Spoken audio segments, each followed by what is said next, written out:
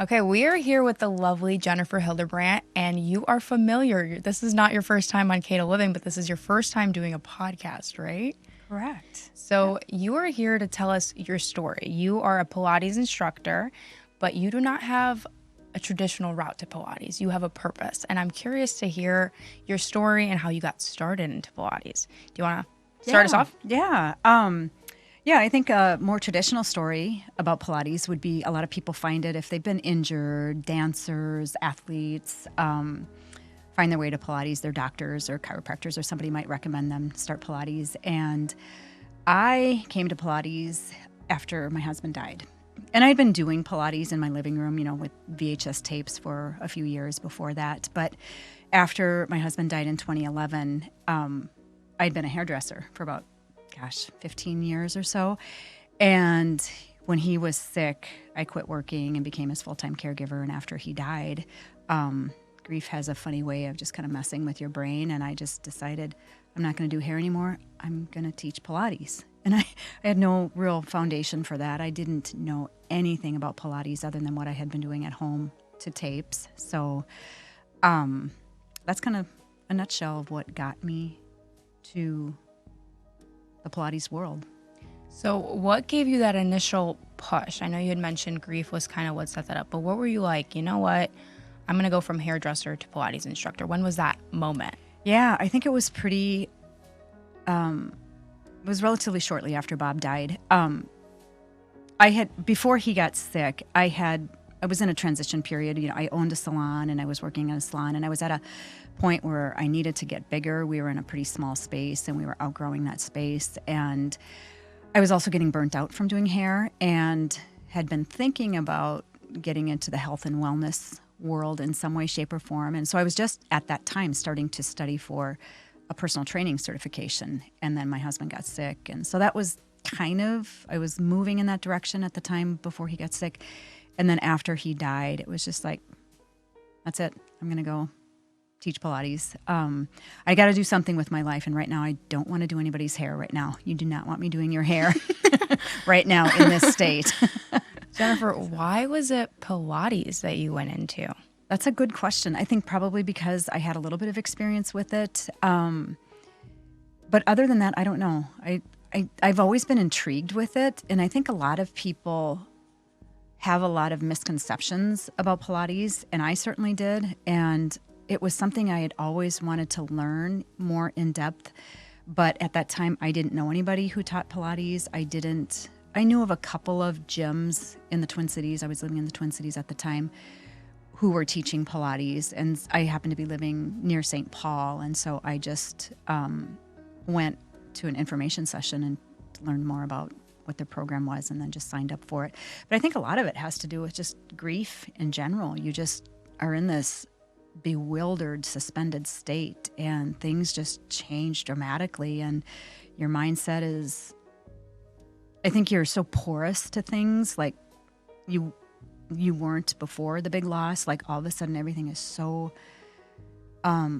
nothing makes sense anymore. So why not Pilates? I feel like when people go through grief, they kind of go down. They just don't want to do anything. There was a lot of that too. There was plenty of that too. But I feel like the movement certainly helped to temper that, moving toward the health and wellness world. I think you can't help but go down. A loss is a loss, and it devastates people in so many different ways. But I definitely credit the Pilates training for at least buoying me to a degree, at least pulling me up, and then I'd go down, and then I'd have the movement. I think intuitively, I just knew that I had to move my body in some way, shape, or form. Actually, right before I went to my Pilates teacher training, I had a good friend who lost her son right before my husband died, and he was 15 years old or so, and she had talked me into going to a kettlebell class. And her son had just died. My husband had just died, and she said, come to this class with me. You'll still think about Bob. You'll probably cry. It's a small group of people, but you'll also think about not dropping a 35-pound cannonball on your head. I went, okay, sign me up. To me, that seemed reasonable. And it actually, I think just that experience of moving my body, even though I felt awful, I'm sure there's all kinds of scientific studies behind, the endorphins and all the feel-good chemicals that go through a body when you're moving and sweating and just connecting to your body in a way that as soon as you leave the kettlebell or leave the Pilates room, you go back to that state of grief. But for that brief period of time, you get a little bit of reprieve from it. I don't want to speak for you, but It's all right. it sounds like grief gave you a purpose in a sense. Do you feel that way? I would say it does now. It certainly didn't feel like that at the time. At the time, I was just, what am I going to do now? I don't have my salon. I don't have my husband. I'm losing my house. I felt like it wasn't a purpose right away. Like I said, I was just kind of in this weird state. I'm just going to go teach Pilates until I can figure out what else I want to do with my life.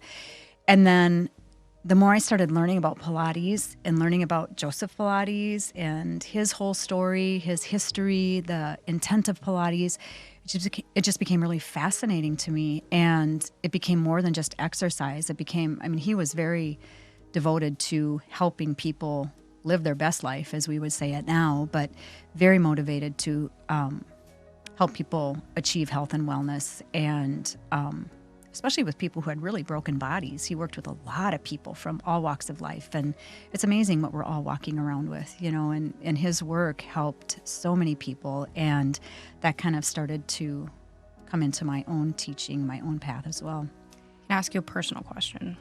Sure. Very personal. Thanks. When you go through a loss, such as a husband, do you ever bounce back, or how does that feel? That's an interesting question. And you don't have to answer. Yeah, you no, could be like, it's, nope, not for me. But no, I am curious. Yeah, it's interesting because what I'm doing now in my life, I'm a writer now, and I teach Pilates. Oh my gosh. Two things that I had wanted to do, teach movement, was kind of those little secret things that I always wanted to do when I was a hairdresser. But for whatever reason, there's not enough time, or who am I to think I could be a writer? Who am I to think I could be a Pilates teacher? I would always push those things off into the back burner. And now, because of my husband's death, I'm doing these things that I always wanted to do. And for the longest time, I felt tremendous guilt about that. Like, oh my God, my husband died. Almost like I wished for him to die. And, again, it's that weird grief brain that you go through. And I have had to work through a lot of stuff to get to a point like where I'm now at this place where I can say, wow, what a gift. What a gift he's given me. That life I had with him moved me into this space where I am right now. And I always feel like I have to be careful with what I say, because I don't ever want to make it sound like I'm grateful that he died or anything like that. But to have this mind shift of feeling guilty, or, my God, my life has just been so torn apart, to look at it like, wow, I can look at this now because of this huge loss. Yeah. I'm at this other place now. And it's taken a lot of work to get to that. I don't think there's any kind of switch you can flip to make that happen. I think it just there's an alchemy of all kinds of things, therapy and movement and having to rebuild your life, that whole hard process of going from loss to rebuilding something new, kicking and screaming along the way, and then kind of finding that place of, and I'm such a control freak, so Me too. Yeah, it's that's why I like Pilates. I think I've told you that Pilates is originally called Contrology. But just that idea that everything is out of my control, and if I can just let go every now and then, your perspective can start to shift and you can soften into these changes. I think that's a big reason why I wanted to meet with you, because you have a story that is so important. It made you change perspective. I think going through a loss like that, the fact that you're writing, the fact that you're doing something huge as Pilates, I think that's really cool. And I know a lot of people handle grief differently. How did you cope through it, if you don't mind me asking? Yeah. Like I said, there was a lot of kicking and screaming. I think there was a lot inside, not outside. Definitely. And I don't think that there's any way around it. You have this big loss. Everything has changed. I lost my husband. I lost my work. I lost my friends. We lost our house. I lost our house. I lost a dog right after he died. So I like to say that my life turned into this really bad country western song. It was like one thing after another, after another, Yeah. after another. So there was certainly a sense of, is this ever going to end? And I like to think I have a real resilient spirit. And for as down as I always felt, as despondent, as bewildered, fill in the blank, all those things that I felt, there was always like this little tiniest grain of hope. Like, I just have to keep trying. I just have to keep trying until things start to make sense again, until things start to fall into place again, until I start to feel like I fit in my life again. And that took a lot of work, and it took a lot of mistakes, a lot of therapy, a lot of changes. I think I moved addresses. God, what was my count? 12 times since my husband has died, almost once a year. So there was a lot of unsettling, an unsettled feeling that I lived with for a really long time, until I finally just got to a point where, I don't know, an acquiescence happens. Like, okay, this is what it's going to be. Maybe I should stop fighting now. I think it's interesting. You said that you like to have control. And sometimes life shows you that you have no control at all. It's interesting and very cool how you took control back. Does that make any sense? Yeah. How you were like, you know what? This was not the best situation, but I'm going to make the best out of it and do cool things and try new, like writing, for example. I'd love to get into that. Yeah. But you started writing again. Yep. I think that's very fascinating. I don't think I've said I'm sorry for your loss. Oh, that's okay. No, that's I want to ask you, what piece of advice would you give somebody going through this right now? I would say feel all the feels. There is a weird time frame that gets arbitrarily built around grief, where people are, well, it's been a couple months. Aren't you over that by now? And it's pretty shocking. And You never get over it. Yeah, you never get over it. It shape shifts constantly. I mean, it's been 13 years. I think it's been 13 years since Bob died. And it's always evolving, always changing. Be prepared for the unexpected. I mean, it's amazing. Feel all the feels.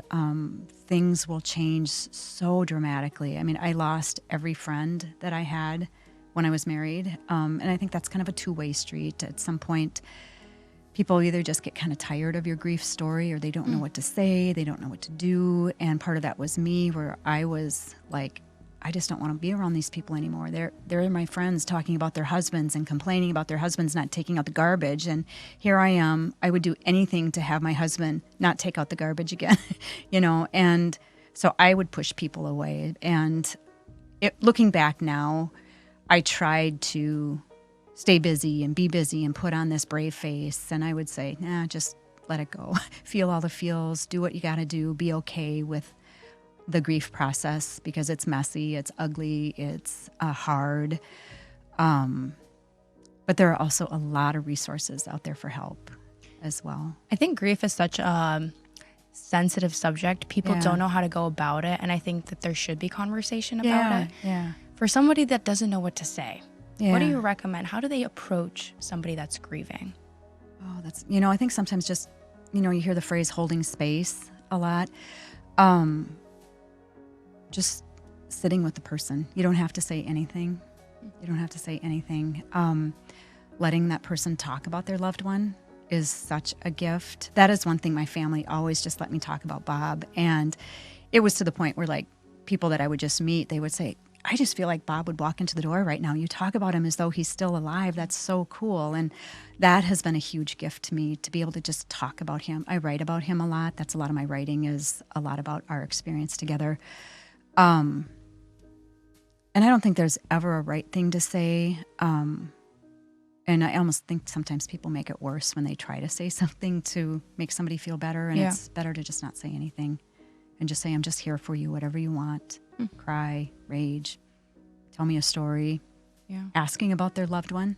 People are afraid to do that because they think, I don't want to remind them of the person who's died. And you're not going to remind them. That person is always, always, always in their mind. So, see, I feel like I learned something new. I feel like my immediate reaction is, they're in a better place, because I don't know what to say. And I don't want to hurt the other person or make them feel even worse. Yep. But I love that. I learned that. You just ask, Yeah. It's a good piece of advice. And I know you mentioned you write. Do you write long form? Do you write short form? I know Stacy has mentioned that you write poetry oh at my times. gosh. Yeah, I tend to write short, well, I shouldn't say short. I can have a tendency to ramble on the page. Essays, nonfiction, creative nonfiction. That's my preferred genre. Actually, what got me into writing was when my husband got sick. I started a blog when he was ill, and it was just a way to keep friends and family in the loop about what was happening to him. And then I wasn't tracking people following it or anything. I was just trying to keep everybody informed because he got sick really quickly, and then he became critically ill for the whole time that he was battling cancer. So I kind of became his spokesperson, which was poor guy. And that's what got me back to writing. And then after he died, people kept encouraging me to keep writing because it was almost like, I don't know if you remember the old movie, The Truman Show. It was a Jim Carrey movie where, unbeknownst to him, he's this character in a reality show. And so everybody is tuned in to watch this guy's life and he doesn't know it. And I used to always joke, I felt like I'd turned my poor husband's life into the Truman Show because everybody's watching on this blog. I mean, he had crisis after crisis after crisis. And I would just write about this in pretty graphic detail. And it was more of a way for me to process what was happening, but I'd kind of forget that there are people on the other end of that reading this, and I couldn't believe the outpouring of support that people would give me. I'd get these messages from across the country from people who found my blog through, some sort of weird search, or maybe a friend of a friend of a friend told them about my story. And then after Bob died, I took that blog and went to Hamline University and worked on my MFA and got my MFA in creative writing. Wow. Excuse me, because of that experience. So Think about how many people you've helped with your blog. I think that's beautiful. yeah, I mean, I don't think I'll ever know that full number because, like I said, I wasn't tracking numbers. I wasn't tracking readership or anything like that. It was just, I sent a little link to my friends and family. Hey, Bob is really sick. This is how we're going to keep track of everybody, because I just got really tired of answering the phone and text messages and emails. And I'm like, I just need one place to tell everybody what's happening because I can't keep answering every single phone call, every single text message. It just got to be too hard because he was sick for so long. I think it's very interesting how grief makes people feel like different things. Oh, yeah. People feel grief so differently. Yep. And I think it's very cool that you kind of went into creative mode, I'd like to say. Like you were very creative with your grief. You kind of started writing and then finding something else. I think that's beautiful. And I do just want to thank you, Jennifer, for being so open and willing to share your story. I know it's going to help so many people. We are wrapping up on time, but I just want to thank you again. And thanks for having me. Yes, of course. Appreciate Thank you so it. much.